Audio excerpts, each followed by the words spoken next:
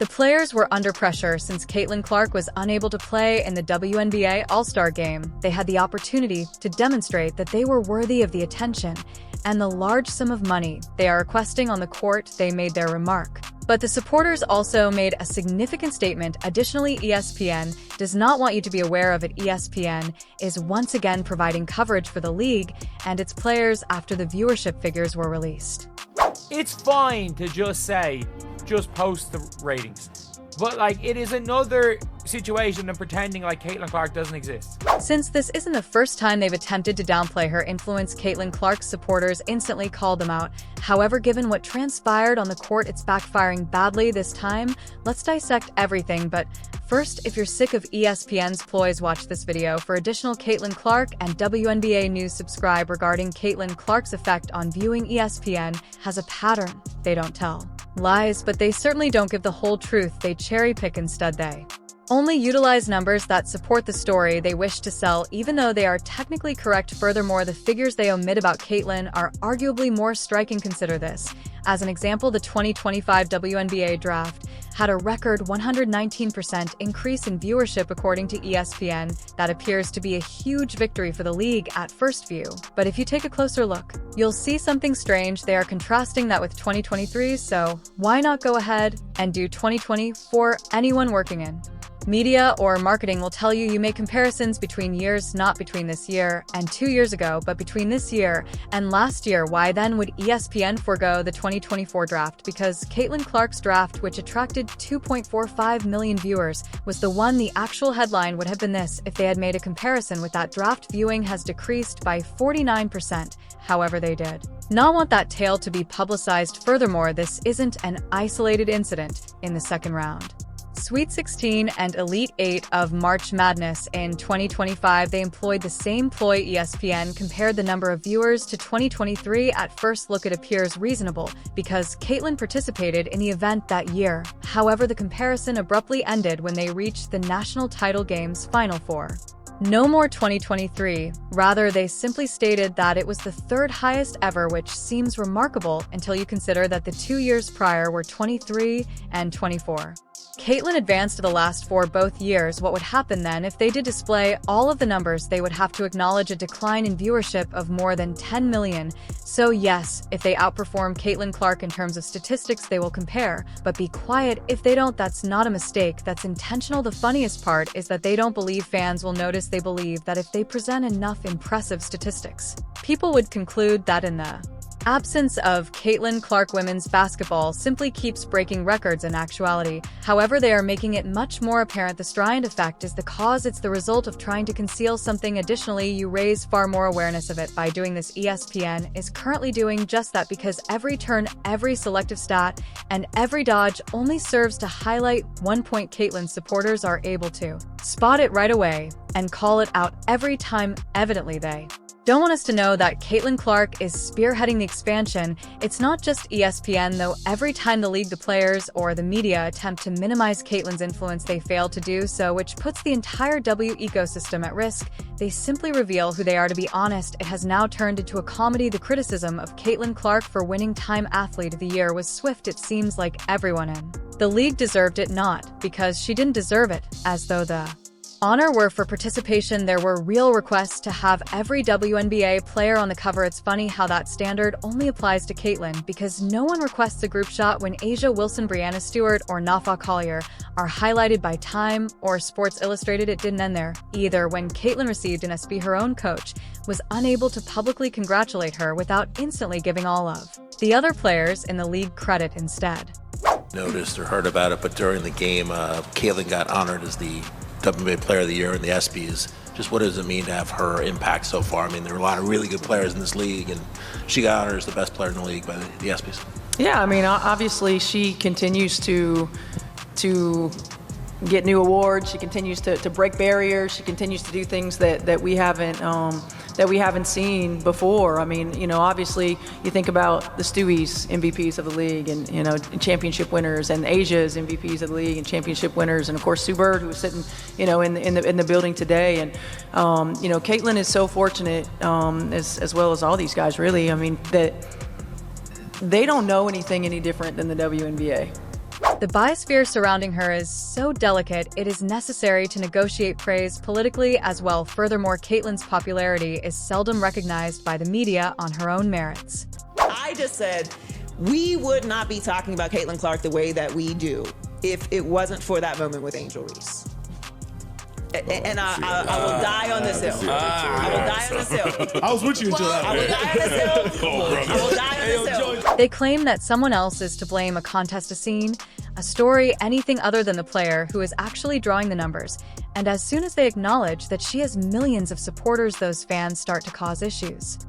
The new fans are sucking life out of the WNBA right now. We'll start with you, Kels, because Lord Jesus, your team and their fans, Jesus, they be getting up in everybody's business. I think so many fans, feel they have the freedom to say whatever they want to us, and unfortunately, there's a lot of nasty things that come with it.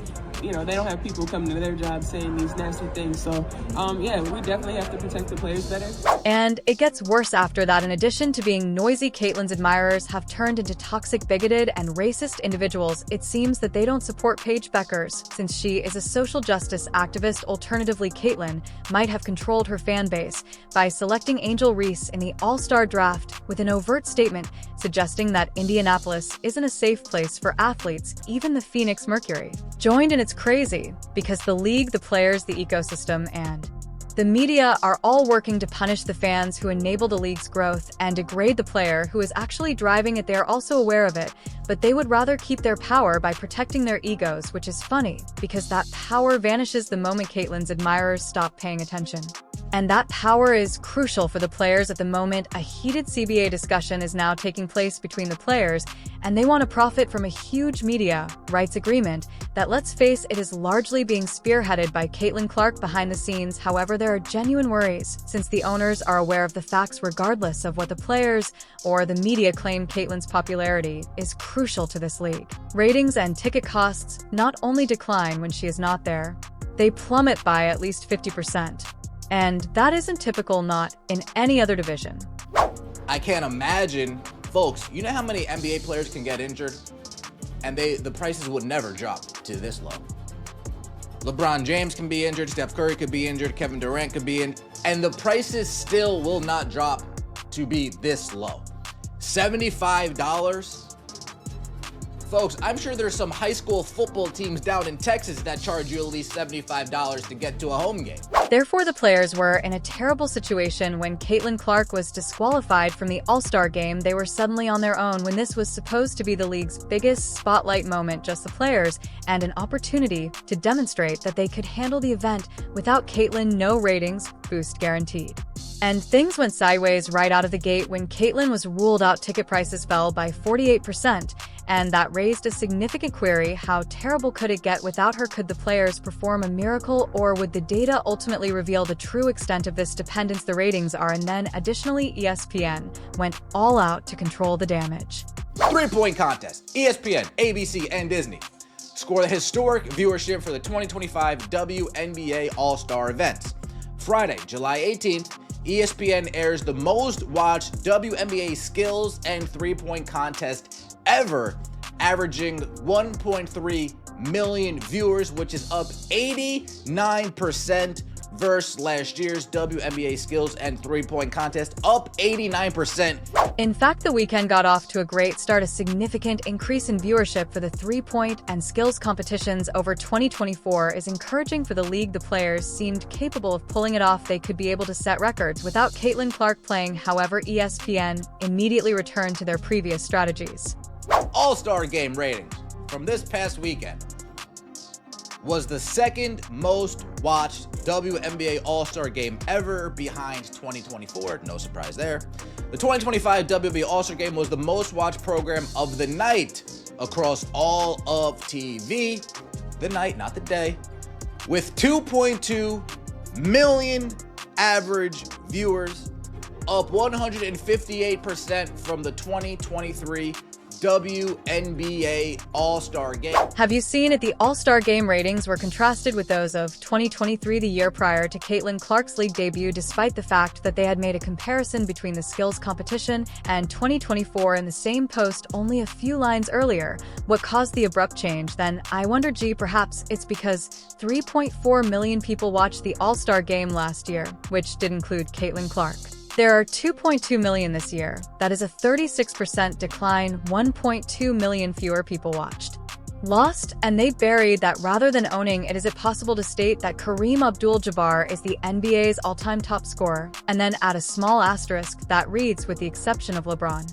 It is what it is, a conscious decision to distort the statistics to make them seem remarkable without disclosing the truth. Due to the fact that most individuals are busy, they have 2.2 million viewers and have increased by 158%. And consider how popular the league is become. ESPN is aware that they don't have time to investigate further. Technically speaking, the numbers are correct, but the manner they are presented is intended to deceive, to fabricate a tale, and to give the impression that this year's All-Star Game was, get this, historic. Not this is historic. And they were like, scored historic viewership. How is it historic when it's like half of last year? Last year was nearly 4 million. How is it historic when it's like half of last year? This is where ESPN made a huge mistake, because rather than making things easier, their spin made the issue worse. The Strand effect was triggered. The 2023 comparison trick caught everyone's attention. Well, Uncle KC, ESPN was comparing this year's All-Star Game to 2023. Why? Why in the hell would they do that? I'll tell you why ESPN did this. This is another example of the mainstream media protecting the WNBA. This is another example of ESPN polishing the turd with this dump of a league. The thing is this, in fact, by WNBA All-Star Game standards, 2.2 million viewers is fantastic. However, the decline, which is 36% lower than the record set with Caitlin Clark last year, makes her influence unavoidable. Additionally, it somewhat embarrasses the players' actions during All-Star Weekend. They exaggerated their chests. The protest shirts were worn by them. Give us the money, you owe us. They spread the word about what they deserved at a fan event. And this is the reality in the court of public opinion. It was a risk, and that didn't work out. The WNBA players in their pregame warm-up came out in these t-shirts, "Pay us what you owe us," and then immediately pivoted to playing the worst All-Star game in the history of professional All-Star games. They took the court in t-shirts. "Pay us what you owe us. We're underpaid. This league has lost millions of dollars, but we're underpaid. Pay us what you owe us." And then they served up a doo-doo sandwich to sports fans. Kelsey Plum was the icing on the cake. She criticized Caitlin Clark and her crew during the post-game news conference, suggesting that they weren't interested enough to meet to discuss the protest t-shirts. The t-shirt, just United front, was determined this morning that we had a meeting for, and not to tattletale, but 0 members of Team Clark were very present for that. But no, we were just we had a very that really needed to be mentioned. Instead of applauding Indiana for hosting a record-breaking weekend, she claimed that it was an insane mistake to hold an event in Indy, Caitlin's home market, after an event that was meant to bring the league together rather than recognizing the fans or the city's sold-out crowd. She targeted the one player who is actually providing the league with the means to make demands. Kelsey and others attempted to dismiss it as a joke, but Caitlin supporters, who will soon be contributing significantly more to the players' income, did not share that opinion. Stacey King, an NBA champion and broadcaster, said just what had to be said. Quote, "As you're fighting for better salaries, you're portraying a united front at your biggest event. You still find a way to throw shade at Caitlin Clark. Why?" Stacey King posted. Quote, "Look at Sabrina's reaction to Plum's comment. It says a lot. Some of these girls are really petty, and someone needs to explain to them it's hurting their league, and it's sad to see." He's not wrong.